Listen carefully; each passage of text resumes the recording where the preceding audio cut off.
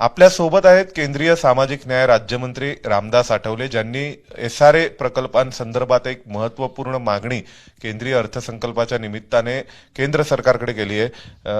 आठवलेजी, काय सांगाल, तुम्ही जी मागणी केली आहे ती नेमकी काय आहे आणि ही मागणी करण्यामागचं कारण काय? कारण मुंबईत भरपूर एसआरए प्रकल्प सध्या आहेत, थेट महाराष्ट्राशी संबंधित प्रश्न।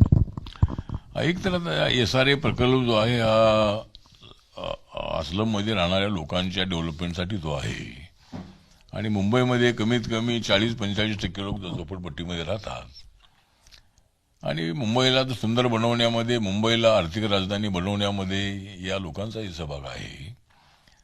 त्यामुळं मी सुरुवातीला शरद पवारांच्या मंत्रिमंडळात असताना मी मागणी केलेली होती की स्लममध्ये राहणाऱ्या लोकांना पक्कं घर फ्रीमध्ये मिळालं पाहिजे, कारण ते 40-50 लाख 60 लाख 1 कोटीचं घर घेऊ शकत नाहीत। तर त्या काळामध्ये 180 फुटाचं घर देण्याची स्कीम सुरू करण्यात आली होती। त्यानंतर जे सरकार आल्यानंतर त्यामध्ये 225 फुटाचं घर देण्याचा निर्णय झाला आणि आता देवेंद्र फडणवीस मुख्यमंत्री झाल्यानंतर ते 300 फुटाचं घर कार्पेट एरियाचं आणि बिल्डअप एरियाचं घर 400 फुटाचं अशा पद्धतीचा निर्णय झालेला आहे। तर आता मुंबईमध्ये झोपडपट्ट्यांचे डेव्हलपमेंट करायचं असेल तर बिल्डरांची आवश्यकता आहे आणि यांना फ्रीमध्ये घर द्यायचं असल्यामुळं अनेक बिल्डरांनी माझ्याकडे मागणी केलेली होती की पूर्वीच्या काळामध्ये त्यांचं जे प्रॉफिट आहे त्या प्रॉफिटला इन्कम टॅक्स लागत नव्हता, पण गेल्या 4-5 वर्षापासून तो इन्कम टॅक्स त्यामध्ये त्याला लागतो आहे। त्यामुळे निर्मला सीतारामन यांना मी भेटलो, त्यांना निवेदन दिलेलं आहे आणि अनेक बिल्डरांनी माझ्याकडे तशी मागणी केलेली होती। तर जो बिल्डर ज्या झोपडपट्टीचा विकास करेल तर त्या बिल्डरला त्याच्या प्रॉफिटमध्ये इन्कम टॅक्स माफ करावा अशी मुख्य मागणी आज आपल्या पत्रामध्ये होती आणि निर्मला सीतारामन सांगितलेलं आहे त्याचा आम्ही अभ्यास करतो आणि त्याचा विचार करूया। तर अनेक बिल्डरांची मागणी असल्यामुळं आणि सगळ्या झोपडपट्ट्या डेव्हलप लवकरात लवकर करायच्या असतील तर मला असं वाटतं की ही बिल्डरांची मागणी मान्य करणं अत्यंत आवश्यक आहे। सुरुवातीला ही स्कीम लागू करण्यात आली त्यावेळेला इन्कम टॅक्स नव्हता प्रॉफिटमध्ये, तर तो इन्कम टॅक्स माफ करावा अशा मुख्य मागणीसाठी निर्मला सीतारामन यांना आपण भेटलेलो आहोत। त्या देशाच्या अर्थमंत्री आहेत आणि मुंबईच्या डेव्हलपमेंटला गती देण्यासाठी हा निर्णय होणं अत्यंत आवश्यक आहे। त्यांनी विचार करूया असं त्यांनी सांगितलेलं आहे आणि मी मुख्यमंत्र्यांना भेटणार आहे, कारण हा आपल्या राज्याचाही प्रश्न आहे। त्यामुळे मुंबईच्या सगळ्या झोपडपट्ट्यांचं लवकरात लवकर डेव्हलपमेंट करायचं असेल तर बिल्डरांना थोडी संधी देणं अत्यंत आवश्यक आहे आणि या मुख्य मागणीसाठी मी निर्मला सीतारामन यांना भेटलेलो आहे। त्यांनी अभ्यास करून त्याचा निर्णय घेऊ असं त्यांनी सांगितलेलं आहे। सर, एक वेगळा प्रश्न आहे थोडा राजकीय, की सध्या महाराष्ट्रामध्ये उपमुख्यमंत्री सुनेत्रा पवार झाल्या तर त्यावरती रामदास कदम असं म्हणतायत की शरद पवारांना शह देण्यासाठी सुनील तटकरेंनी घाईघाईत अशा प्रकारे हा शपथविधी घडवला। तर त्यावरून जे वाद आणि वेगवेगळ्या चर्चा सुरू आहेत की घाई झाली का, तर त्याबद्दल तुम्हाला काय वाटतं? मला असं वाटतं की आता घाई झालेली आहे असं लोकांचे मत जरी आहे तरी आता अजितदादा असे होते की अजितदादांना अत्यंत ऍक्टिव्हपणे काम करण्याची सवय होती आणि दुःखाचे दिवस होते। अजितदादा जाण्यामुळं महाराष्ट्राचं मोठं नुकसान झालेलं आहे आणि आमच्या आता सरकारमधला तो अत्यंत ऍक्टिव्ह असणारा चेहरा होता। त्यामुळं एकतर सुनेत्रा पवार यांना डेप्युटी सीएम बनवण्यात आलेलं आहे, त्या पहिल्या उपमुख्यमंत्री महिला म्हणून त्यांचं नाव इतिहासामध्ये नोंद होईल। परंतु आता या संबंधामध्ये उलटसुलट जरी चर्चा असली तरी हा शपथविधी होणं अत्यंत आवश्यक होतं। सुनेत्रा पवार यांना डेप्युटी सीएम करणं अत्यंत आवश्यक होतं आणि त्यामुळं मग मला असं वाटतं की काय तो लवकर झाला उशिरा झाला ही जरी चर्चा असली तरी निर्णय अत्यंत चांगला झालेला आहे आणि सुनेत्रा पवार यांना ती जबाबदारी मिळालेली आहे। दादांच्या प्रमाणेच त्या अत्यंत ऍक्टिव्हपणे काम करतील अशी आम्हाला अपेक्षा आहे आणि शपथविधी मात्र झालेला आहे। पण आता राष्ट्रवादीच्या विलिनीकरणाचा जो प्रश्न आहे, दादांची इच्छा सुरुवातीपासून अशी होती की शरद पवार यांनीच बीजेपी सोबत येणं अत्यंत आवश्यक आहे, एनडीएमध्ये येणं अत्यंत आवश्यक आहे. आणि जर शिवसेना आपल्याला चालती आहे तर बीजेपी का चालत नाही, असं प्रश्नचिन्ह अजितदादांनी अनेक वेळेला उपस्थित केलेलं होतं. आणि मग पवार साहेबांनी भूमिका घेतली व मी काय तिकडे येणार नाही, पण ज्याला जायचं असेल त्यांनी जावं. पण अलीकडच्या काळामध्ये अशी चर्चा होती की शरद पवार आणि अजित पवार हे लोकल बॉडीच्या निवडणुकीच्या निमित्तानं महानगरपालिकेचे एकत्र आले आणि त्यावेळेला त्यांच्या अनेक वेळेला भेटी झाल्या, चर्चाही झाली अशी माहिती आहे. आणि विलिनीकरणासाठी दोघेही पॉझिटिव्ह होते अशा पद्धतीची माहिती आहे. पण विलिनीकरण होण्याच्या अगोदरच अजितदादा आपल्यातून निघून गेलेले आहेत. आता विलिनीकरण करायचे का नाही तो राष्ट्रवादीच्या आमदारांचा, राष्ट्रवादीच्या नेत्यांचा प्रश्न आहे.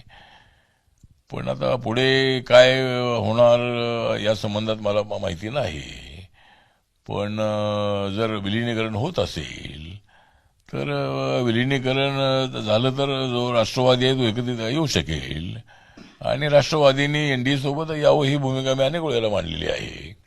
मी पवार साहेबांशी बोललेलो होतो आणि त्यांना एकदा सांगितलं होतं की जॉर्ज फर्नांडिस सारखे लोक आहेत ते सुद्धा इंडियामध्ये आले होते. जॉर्ज फर्नांडिस असतील, नितीश कुमार असतील, शरद यादव असतील, ममता बॅनर्जी असतील, नवीन पटनायक असतील, डीएमके असेल, असे असंख्य नेते जे होते ते इंडिया सोबत होते अटल बिहारी वाजपेयींच्या काळामध्ये.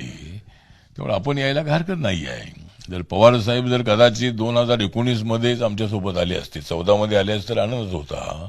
पण 14 पेक्षा 2019 मध्ये माननीय नरेंद्र मोदी सोबत त्यांची चर्चा, त्यांची भेट झाली होती. आणि त्यावेळेला काय मला वाटतं या विषयावर चर्चा झाली की नाही मला माहीत नाही आहे. पण माझं मत असं होतं की शरद पवार साहेबांनी एनडीए सोबत येणं अत्यंत आवश्यक आहे. नरेंद्र मोदींच्या विकासाच्या अजेंड्याला पाठिंबा देणं अत्यंत आवश्यक आहे. त्यांच्या अनुभवाचा उपयोग सुद्धा या सरकारला होऊ शकला असता. आणि जर कदाचित 2019 मध्ये शरद पवार साहेब जर इंडियामध्ये आले असते तर कदाचित त्यांना राष्ट्रपती पदाची संधी मिळाली असती. काँग्रेस पक्षाकडून काय त्यांना पंतप्रधान पदाची संधी मिळाली नाही. त्यांची फार इच्छा होती की त्यांना पंतप्रधान पद मिळावं, पण काँग्रेसच्या नेत्यांनी मात्र त्यांचा विचार तेवढा केला नाही. पण जर ते 19 मध्ये जर एनडीए सोबत आले असते तर मला असं वाटतं की राष्ट्रपती पदासाठी सुद्धा त्यांच्या नावाची चर्चा, नावाचा विचार होऊ शकला असता. पण आता पुढे काय करायचं हा निर्णय त्यांच्यावर अवलंबून आहे. पण माझं अजूनही मत असं आहे की शरद पवारांसारखा एक मोठा चेहरा आहे आणि त्यांनी सुद्धा इंडियामध्ये जर ते आले तर मला असं वाटतं की इंडियाची ताकद अजून वाढेल. अजून त्यांचे जे 8 खासदार आहेत ते आमच्यासोबत येतील. त्यामुळे असा भविष्य काळामध्ये निर्णय झाला तर त्यामध्ये मला वाटतं की भारतात चांगली गोष्ट होईल असं मला वाटतं. सर, याला जोडून एक प्रश्न असा आहे की आता अजित पवारांच्या अपघातावर वेगवेगळ्या शंका उपस्थित केल्या जातात. कशामुळे अपघात झाला, काय झालं, तुम्हाला काय वाटतं की या सगळ्याबद्दल? मला असं वाटतं की अजितदादांचा हा अपघात आहे.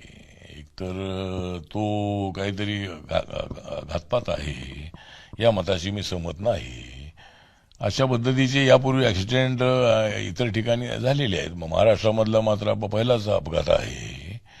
पण त्याच्यावर आता शंका कुशंका उपस्थित करणं योग्य नाही. कारण जो त्यांचा कॅप्टन होता त्या एअरक्राफ्टचा तो दिल्लीत राहणारा होता आणि दिल्लीत राहणारे होते आणि ते अत्यंत एक्सपर्ट होते. ते सहारामध्ये होते, ते जेट एअरवेजमध्ये होते, त्यांना अनेक काहीतरी त्यांना अवॉर्ड मिळालेले होते आणि अत्यंत उत्कृष्ट कॅप्टन म्हणून त्यांच्या नावाची चर्चा होती. त्यामुळं याच्यामध्ये आता ते एअरक्राफ्ट ज्या वेळेला आपण पाहतोय आपण त्यामध्ये ते एअरक्राफ्टमध्ये त्या ठिकाणचं जे हवामान आहे ते हवामानही थोडंसं ठीकठाक नसल्याचं दिसतंय. पण त्याच्यामध्ये एक मला असं वाटतं की या कॅप्टननी निर्णय बदलून बारामतीमध्ये ते लँड करता तर त्या ठिकाणी लँडिंगला थोडी अडचण वाटत होती. तर पुणे जे एअरपोर्ट आहे ते एकदम जवळच होतं. 10 मिनिटावर 10-15 मिनिटांमध्ये ते पुण्यामध्ये येऊ शकले असते. पण आता ते निर्णय त्यावेळेला जो निर्णय त्यांना वाटलं की लँडिंग होऊ शकते म्हणून त्याने तो लँडिंगचा प्रयत्न केलेला आहे. पण रनवेवर जाण्याच्या अगोदरच ते एअरक्राफ्ट त्याच्या अगोदरच ते क्लॅश झालेलं आहे. त्यामुळे याच्यामध्ये काय घातपात असावा या मताशी मी सहमत नाही. माननीय ते शरद पवार साहेबांनी सांगितलेलं आहे की हा अपघात आहे, त्याचं कोणी राजकारण करू नये. पण अलीकडे मात्र जोरदारपणे चर्चा सुरू आहे की याच्या पाठीमागे काहीतरी राजकारण असावं. तर मला असं वाटतं की याच्यामध्ये काय राजकारणाचा विषय नाही आहे आणि हा पूर्णपणे अपघातच आहे असं माझं मत आहे. धन्यवाद सर. धन्यवाद. आपल्या सोबत होते केंद्रीय मंत्री रामदास आठवले, ज्यांनी विविध प्रश्नांवर सविस्तर विश्लेषण केलेले आहे. व्हिडिओ जर्नलिस्ट वेद पांडेसह सोमेश कोलगे, एबीपी माझा, नवी दिल्ली. एबीपी माझा, उघडा डोळे बघा नीट.